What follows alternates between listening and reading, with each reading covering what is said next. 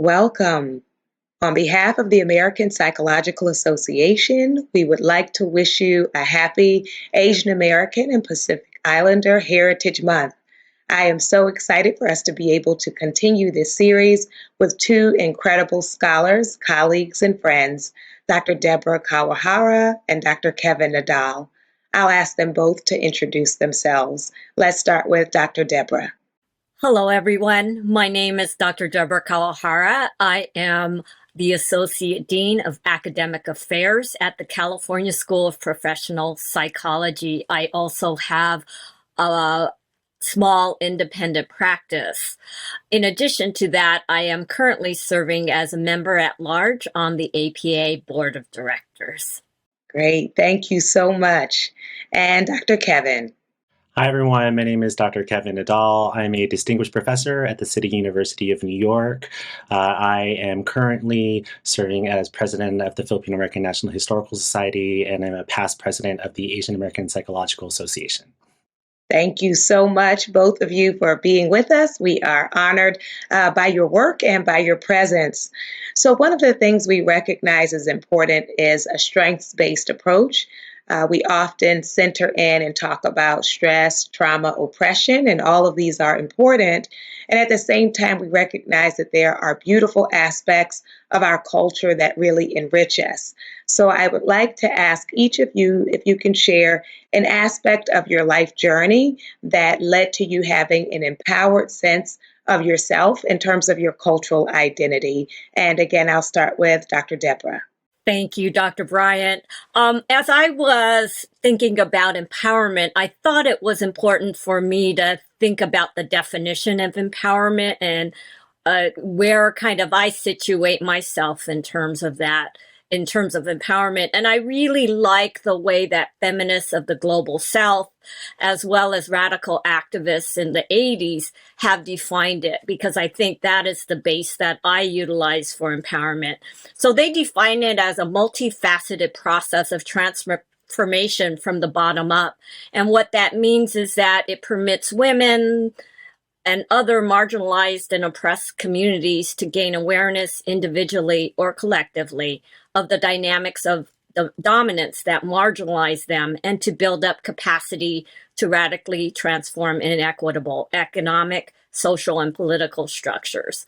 And I think for me, part of my journey has been just ever since I was a child, I have always recognized unfairness and wanting to correct that. And as I have kind of gone through my journey as a psychologist, I've become more aware, as well as acknowledging the inequities and disparities that I see amongst marginalized communities, and wanting to take action to combat those inequities and disparities. And so through education, through access to information, through building capital, and not just financial capital, but social capital, in coming together and doing activism and advocacy, not only for my community, which I think is really important, but for other communities, and building those allies and coalitions to then change structures and systems to make them more equitable and fair and just. So that's my journey. Yes, thank you so much. And the importance of that fairness and equity. And Dr. Kevin. Yeah, I love that, Deborah. That was beautiful. I think one of the things that I think about is this sense of collectivism among not just my general community of Asian Americans and Pacific Islanders, but specifically my Filipino American community. I grew up in California, and some people who don't live in California don't really know how many Filipinos are in California, but my high school was about 50% Filipino. We had extended family, we had generations of Filipinos when I grew up, and so I was just constantly surrounded by people who looked like me, who had similar similar traditions and values. And so it just always felt like we were being raised by a community. And I think as I reflect back at, growing up, I think that gave me a lot of the strength and resilience that I needed to overcome a lot of the adversities that I had dealt as a young adult and later on as an adult, to be able to dream big and to think about the ways in which I can better serve my community, and even just to have that sense of purpose in which we're constantly trying to do better and to make sure that we're doing our part to make this world a much fairer, just, and wonderful place for us all to live. In Tagalog, the word that we use often is kapwa, and kapwa basically means like this collective sense of being, in that you are me and I am you, and when we meet each other for the first time, our souls connect, and even if we aren't related or if we have nothing in common initially, that we can find a way to connect with each other. And this is something that I found to be shared among Filipino Americans in general, but something that applies to many other communities as well. I really love that Filipino Americans have such a rich history of solidarity with other communities, not just with other Asian Americans and Pacific Islanders, but also historically across lines with African Americans, with Latinx folks, Indigenous folks, that throughout history, there have been moments where we have struggled together, we have fought together, we have advocated together, and that's something that we still see today in 2023. And so I think that keeps me going, and that gives me the strength needed to continue to combat all of these adversities that we still face today. Oh, beautiful. And the word is kapwa? Kapwa, Kapwa. Ah, beautiful. So that sense of community and collaboration, being in solidarity, makes such a difference. And connected to this idea of an empowered sense of your own identity, I think is also considering cultural strengths. We often, in our research and in the larger world, talk about risk factors and talk about pathology. But it's important for us to be aware that culture is not just related to cultural oppression or a source of difficulty or problem, but there are also these cultural strengths and resources that serve as what we would call protective factors. So if each of you can share one protective factor from within your community that you think helps people to survive and perhaps in some cases even thrive. We'll start again with you, Dr. Deborah. Okay, thank you. As I was thinking about this, the word gambate came to me, which is perseverance and determination.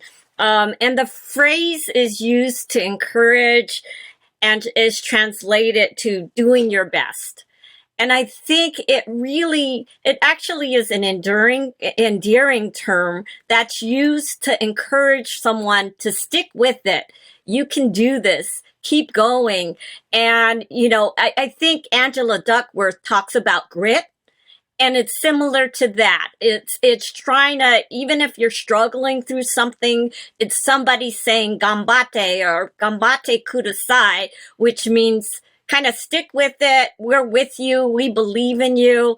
And I think for us, that has been something that, continues the work, even though at times you're tired or that you feel there's setbacks, that it's kind of that lift up, that I support you. I want to see you achieve, kind of keep going. You're going to make it. And so I really thought about that as a value that has helped in terms of strengths in my community. Oh, that's beautiful and so rich, that affirmation of agency, right? And that it is possible. And Dr. Kevin.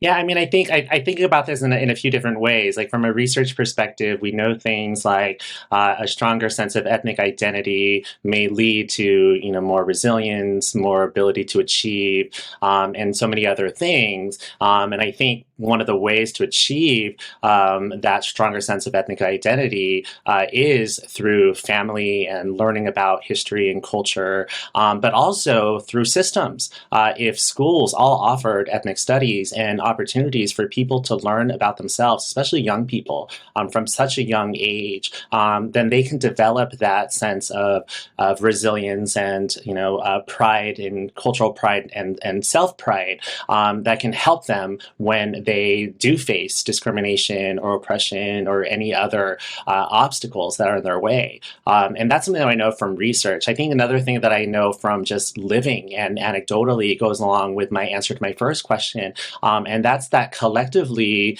when we work together, we're able to achieve more. And I see this not just in things like academic achievement, studying together makes you learn better, but also like in activism, in art, in various community projects that we have. One person can certainly do it, but when we work together collectively and everyone does their part and everyone is as humble and gracious and supportive and empowering of each other, you can get things done a lot quicker. You could also be more effective, and sometimes the product is something that is completely unimaginable, or as something you would never even have expected to have come out of something if you had just done it by yourself.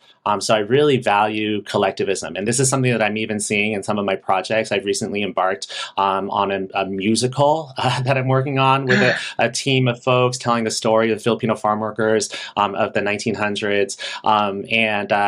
One person can certainly write a show, but having so much input and people working together and coming from a place of love has really shown us that this collective effort really makes it much more beautiful in the end. Oh, thank you so much for raising the arts and community and activism, as well as positive racial and cultural identity. I think each of those is so important.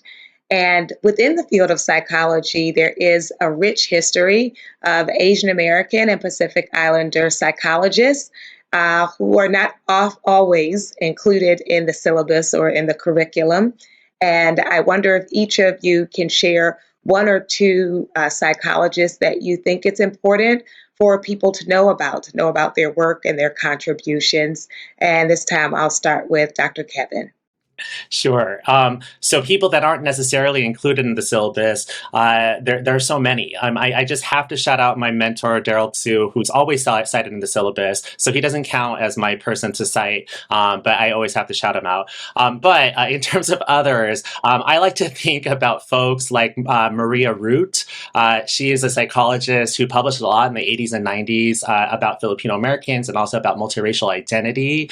And her work has really been groundbreaking in terms of multiracial studies. And she doesn't publish as much anymore, if at all. But I really want to shout her out because I think sometimes in history, people get forgotten. And I think we really need to acknowledge her. I also want to shout out people like Arpana Inman and Alvin Alvarez, folks who had studied different communities within Asian American psychology. So Alvin did work on Filipino Americans, Arpana on South Asians. And again, just recognizing that the Asian American Pacific Islander community is so diverse. And we have to look at all of our different subgroups in order to really represent all of that. And I think there are so many more, but I'll just stop right there. All right. Thank you so much for naming them and honoring them. And I hope those of you who are listening will definitely take a look at their incredible work. And Dr. Deborah. Oh, this is a hard question. Yeah. There are so many that I want to name, but I will limit it to two. And the first one that I want to talk about is Dr. Jean Lao Chin. Dr. Chin was a mentor of mine, had passed away early in the coronavirus pandemic in May of 2020. But for those of you that may have had the privilege to work with her, she was really a leading multicultural feminist scholar, activist, and leader. And I think when I think about Jean, one of the things that I think is not only her scholarship in terms of diverse leadership and getting culturally responsive services in the community. I think one of the things that was so powerful about her as a mentor is she was able to demonstrate how to integrate keeping your cultural identity while being a psychologist. So being able to see her at convention with her husband Gene and her family, and family was so important to her. So she was able to show you can keep your cultural values and identity while being a psychologist. And that was really powerful to me as someone who, she was the first of many, being the first licensed Asian American woman in Massachusetts, being the first dean at Adelphi and CSPP. And so, I mean, she was writing up until until March of 2020. She had a article in Psychology Today, the crisis leadership, the corona pandemic, and xenophobia. And so just even up until the end, showing her leadership. The other person, and this is really in line with honoring our elders, is Dr. Reiko True. For those of you that know Dr. True, I mean, she embodies the values of social justice and really providing services to the community. Dr. True actually was the first Asian American woman of the San Francisco County of Mental Health. And this came after very much barriers and obstacles to her getting that position. She actually they had to protest in order for her to get that position. And then she went on to, when the Kobe earthquake happened, she actually mobilized mental health disaster services in Kobe, tried to and train psychologists out there. And so I think it's seeing these women early on making inroads and trailblazing for the rest of us to now be able to follow in their footsteps. So I would like to highlight Dr. Chin and Dr. True. Wonderful. Thank you so much for lifting them and the incredible work they have done and the incredible example they serve for those of us who are following behind. So one of the things I appreciate about both of you is your attention to intersectionality and the fact that many of us carry multiple oppressed identities and marginalized identities. And so I want to ask you first, Dr. Kevin, if you can talk about a challenge facing LGBTQ plus Asian American and Pacific Islander persons, and perhaps something that is being done to address that challenge. Sure. I mean, I think one of the things to definitely acknowledge is that LGBTQ people of color still suffer from a lot of different disparities that LGBTQ plus white Americans may or may not, or that they might be much worse in our communities. And I think one of the reasons that might be is because some of our communities have been so socialized to believe that LGBTQ identities are bad or immoral or pathological or whatever it might be. And one of the reasons why that is, or the main reason why that is because of white supremacy and colonialism. I mean, I think that's something that I have to acknowledge. It's not that LGBTQ communities of color are more homophobic than white communities are, but rather that so many of our communities, due to colonialism, slavery, and just, the genocide of our peoples, many of our peoples who had been very fluid in gender identity and sexuality and sexual orientation prior to colonialism, that shaped so many people to view LGBTQ identities as being bad. And so as a result of that, so many LGBTQ folks in Asian American communities, Pacific Islander communities, and other communities of color sometimes struggle with coming out of the closet, identifying as their most truest and authentic selves, forming relationships with their families, and even suffering from mental health issues as a result of that. And so I think one of the things that has been done over time is twofold. One is that more queer and trans Asian American Pacific Islanders have been more vocal and have been more present, not just in mainstream places like the media or on social media and so forth, but even within our own communities. We're louder, we're prouder, we are making sure that we're visible so that younger generations of folks can see the possibilities of being who you are and being able to stay as true to yourself as possible. I know that when I was growing up, I didn't really have any role models. And so to see now that kids today just see so many of us that are out there, it really is making a difference. And perhaps this is why we're seeing that the numbers of LGBTQ plus people of this next generation is double the amount of the previous generation. And it doesn't mean that that they're all of a sudden more because we're multiplying or something like that, but rather maybe we're living in a world in which people now feel more able to be out and to be in living as their truest and the most authentic selves. The second part that I think that's happening is that our allies and our accomplices, I think they're coming out more as well. And being able to show that you are LGBTQ plus affirming, that you are someone who supports equity and inclusion, that you're someone who uses inclusive language and uses people's pronouns correctly and are respectful of so many aspects of people's identities. All of those different things count.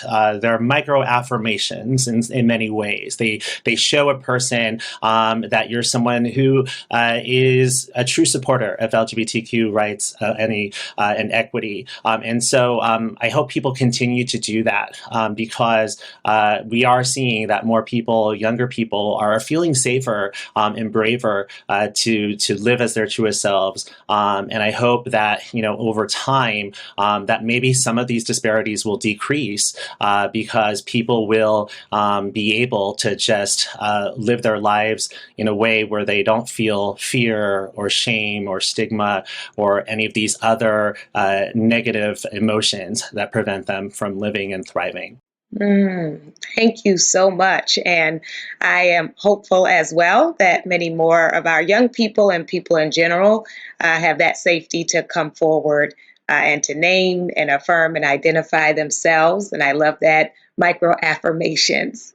And Deborah, I know a lot of your work has looked at the experiences of women, and I wonder if you can talk about a challenge facing Asian American and Pacific Islander women and something that's being done to address it. Sure. I think when I started thinking about this, I started thinking about Asian, Pacific Islander, and women, and started thinking about intersectionality. And we know that as intersectionality of oppressions happens, more and more barriers and obstacles come into place. And so one of the things that I've been focusing on is Asian Pacific Islander women in the workplace and leadership roles. And one of the things we know is that they are underrepresented and underleveraged in terms of workplace and being in executive and managerial roles. And I think, when we kind of look at that, we know that even though the statistics show that Asian Americans in general have high education rates, they also have high occupational rates, they are not getting into the executive and managerial positions. And women have then the double marginalization of race and gender, and then you just add the other oppressions that they're having to contend with. And I think that the factors have to do with stereotyping, where we have the model minority, where people kind of think Asian Americans, Pacific Islanders are doing great. They don't need the help. And the other stereotypes of the worker bees, they're good as workers, they're not good at leadership roles. Or the other things of being erotic, sexualized objects. And so we kind of see all of that happening. And especially if they're the only one in the situation, then they get those stereotypes imposed on them. I think one of the things that's happening that I think is very helpful is more and more Asian Pacific Islander women are getting into these positions. I think when there is more of a critical mass, you don't have the stereotypes at play where you're the only one. But I also think that in terms of higher leadership, they're also getting educated that it isn't only on the individual to change and adapt to the situation has to be changed. And so what are those corporate America environments doing to make it more conducive for these trajectories to executive and leadership roles? So I think one of the things they are trying to do more leadership development and mentoring. And I think that is being helpful in terms of promoting Asian Pacific Islander women in these roles. Thank you so much. Such a rich answer as we think about who is seen as workers versus who is seen as leaders, and the importance of a sizable mass being present so that you would not having to, one person not having to represent for everyone. So thank you so much for naming that.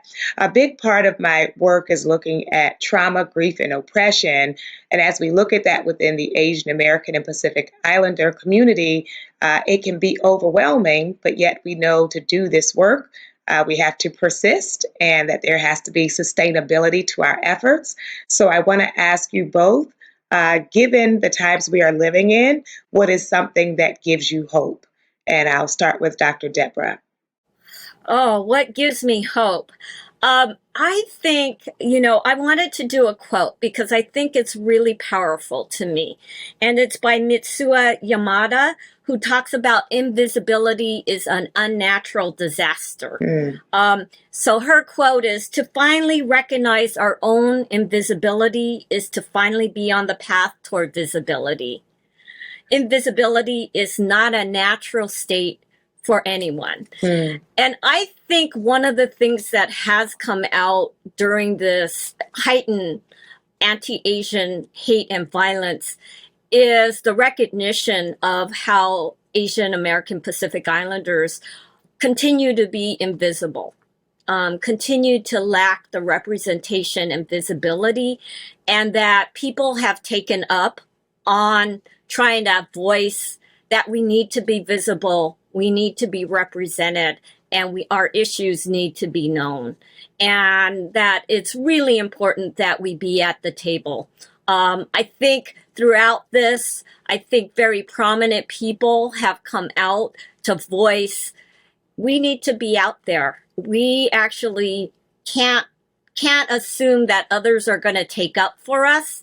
And even though it may be scary or it may be anxiety provoking, we have to voice what we're experiencing.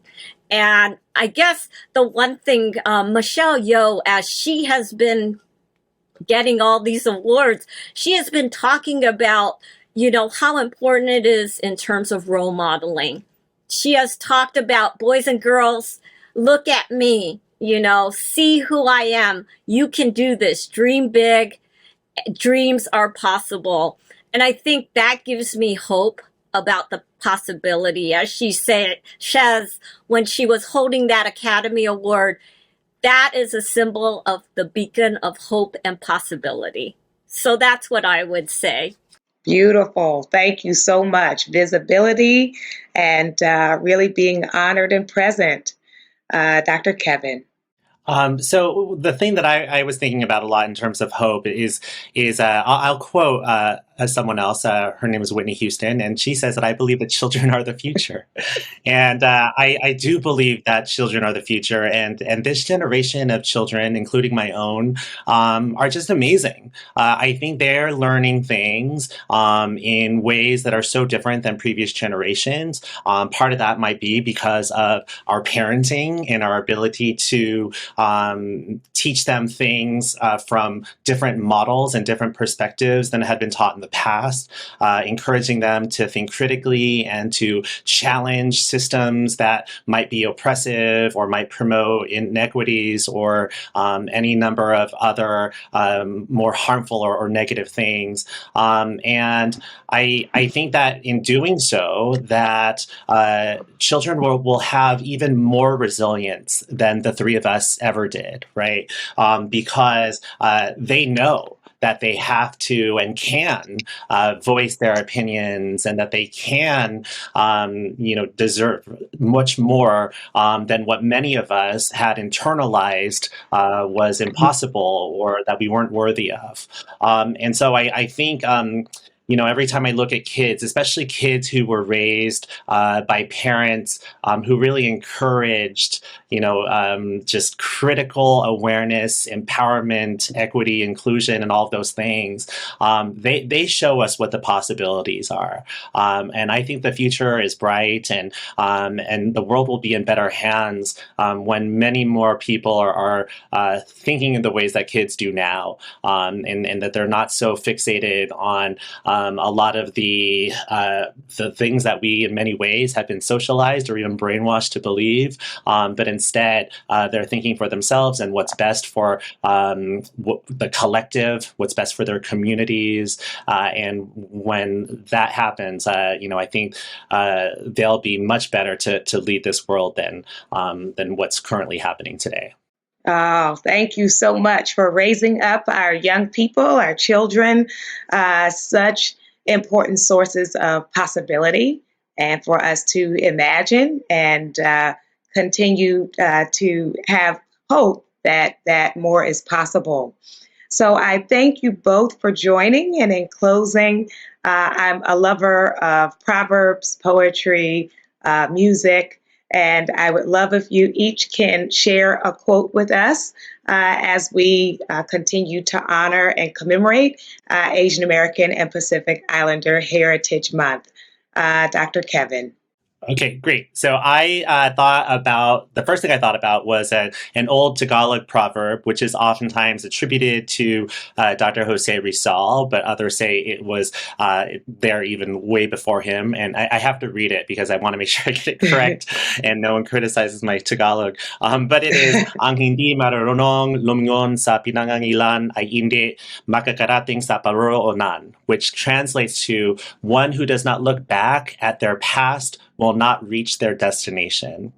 And I have loved this quote since I've first heard it as maybe a teenager. And that is because it really exemplifies that we have to look back at our history, our ancestors, our history of both struggles as well as resilience, that we connect to our cultures, to the people who come before us, and that in using all of those ancestral vibes, as the kids would say, that we are able to forge a better future. And so I hope that as we celebrate Asian American and Pacific Islander Heritage Month, that people really are able to reflect on that, and that in doing so, we can make this world a much better place than it is. Oh, thank you so much. I love that as well. My first time hearing it, and I really appreciate that. Dr. Deborah. Okay, well, I took something from a Buddhist chant. Yes. And I hope that this is inspiring. May everyone abide in well-being, in freedom from hostility, in freedom from ill will, in freedom from anxiety. May all beings be released from all suffering, and may they not be parted from the good fortune they have attained. And that is my hope for all of you. Oh, thank you so much. What a beautiful blessing to end on. And both of you have blessed us with your presence and with your wisdom. And for those who have tuned in with us, I hope that you will continue your learning because there is so much to be gained from Asian American and Pacific Islander heritage and psychology. You all take care.